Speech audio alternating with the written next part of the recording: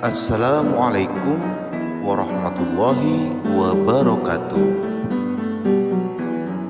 Hai saudaraku,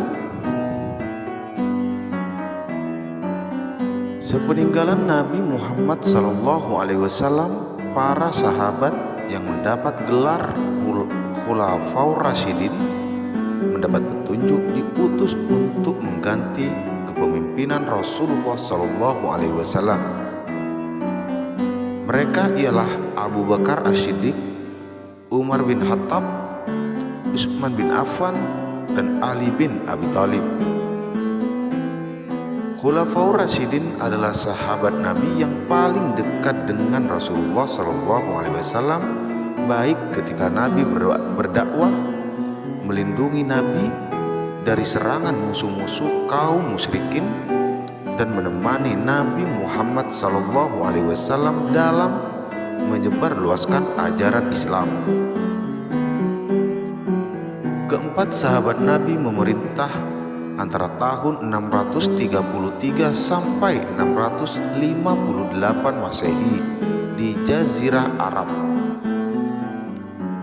Para sahabat Nabi memiliki peran penting dalam berdakwah menyebarkan agama Islam. Para sahabat memerintah dengan cara yang bijaksana, sering berdiskusi serta tetap menjalankan ajaran Islam yang sudah diajarkan Nabi besar Muhammad SAW.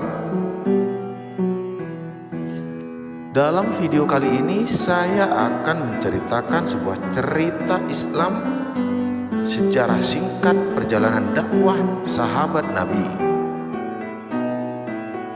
Namun sebelum lanjut, kembali saya mengajak Anda untuk terus mendukung channel ini dengan cara menekan tombol subscribe dan nyalakan tombol loncengnya.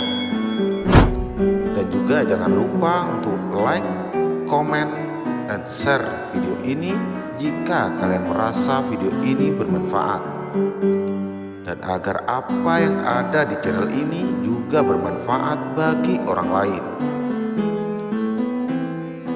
Dan bagi Anda yang sudah subscribe channel ini, saya doakan semoga Anda selalu diberi kebahagiaan baik di dunia maupun di akhirat nanti oleh Allah Subhanahu wa Ta'ala. Amin amin ya rabbal alamin.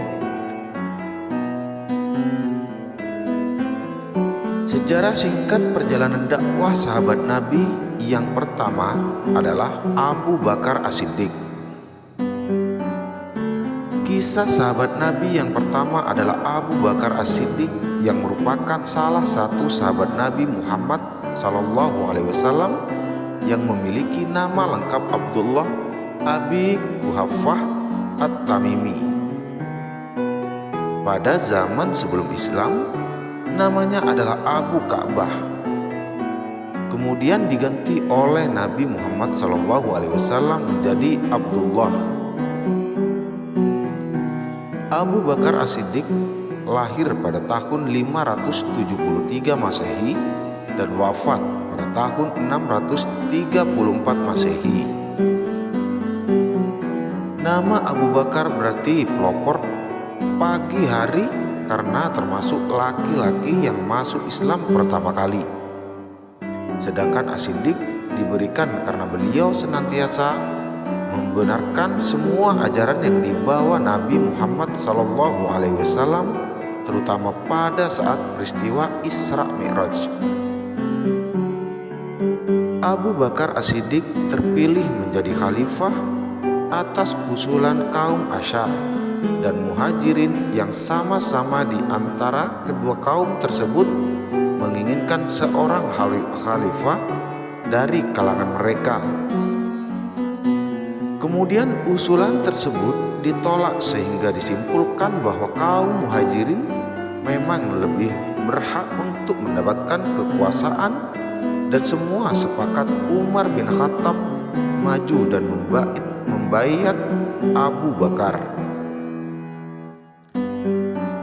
Setelah dibayat, Abu Bakar As-Siddiq menyampaikan pidatonya yang berisi, "Taatlah kalian kepadaku sepanjang aku taat kepada Allah dan Rasul-Nya.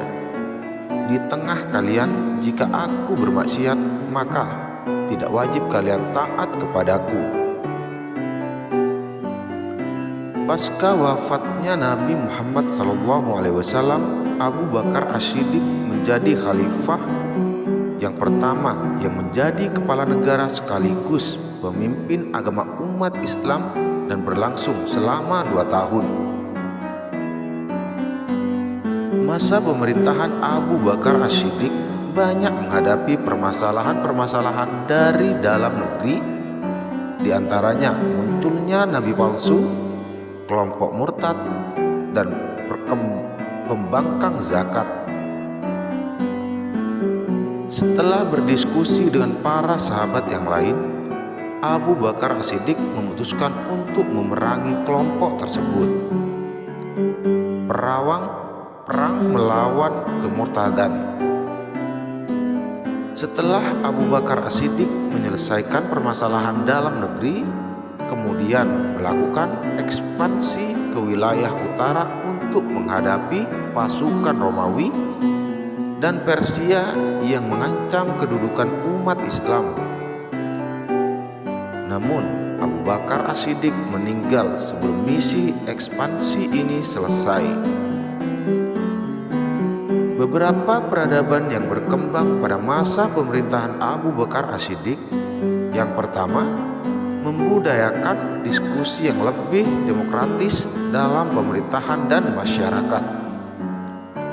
Yang kedua, menumbuhkan loyalitas umat Islam dan tentara kepada pemerintah yang memberi support atas semua kebijakan khalifah. Yang ketiga, membudayakan musyawarah dalam menyikapi setiap permasalahan. Yang keempat, menyusun mushaf Al-Quran.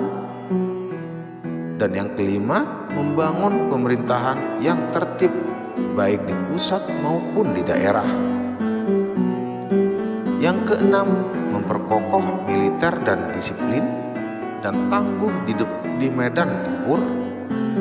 Dan yang terakhir, menyejahterakan masyarakat secara adil dengan membangun Baitul Mal serta memberdayakan zakat, infak, ghanimah, serta jizyah.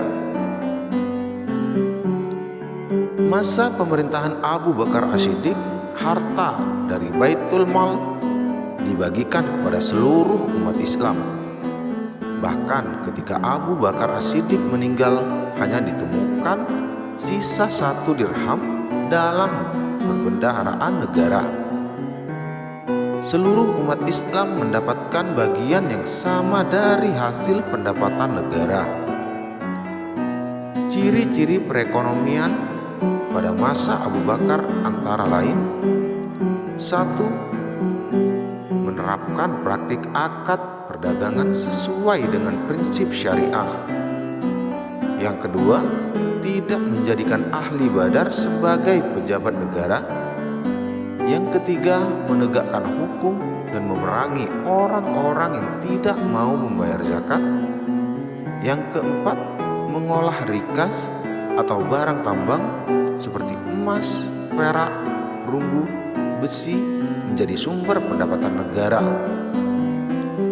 Yang kelima, memperhatikan ketepatan dalam perhitungan zakat. Dan yang terakhir atau yang keenam, menerapkan prinsip persamaan dalam distribusi kekayaan negara. Demikianlah sejarah singkat perjalanan dakwah sahabat Nabi, yaitu Abu Bakar As-Siddiq. Di video selanjutnya saya akan membagikan sejarah singkat perjalanan dakwah sahabat Nabi yang kedua, yaitu Umar bin Khattab.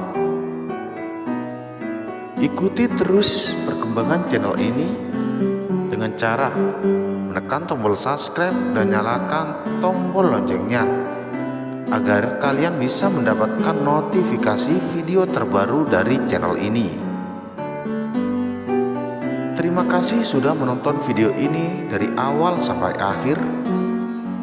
Semoga kita selalu bisa mempertahankan keimanan kita di jalan Allah Subhanahu wa Ta'ala.